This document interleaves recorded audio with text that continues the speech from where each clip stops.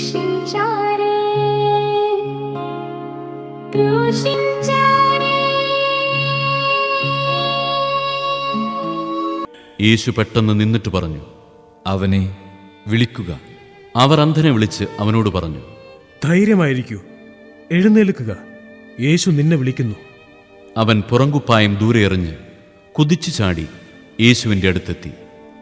യേശു ചോദിച്ചു, ഞാൻ നിനക്കു വേണ്ടി എന്തു ചെയ്യണമെന്നാണ് നീ ആഗ്രഹിക്കുന്നത്? അന്ധൻ അവനോട് പറഞ്ഞു, ഗുരു, എനിക്ക് കാഴ്ച വീണ്ടും കിട്ടണം. യേശു പറഞ്ഞു, നീ പൊയ്ക്കൊള്ളുക, നിന്റെ വിശ്വാസം നിന്നെ രക്ഷിച്ചിരിക്കുന്നു.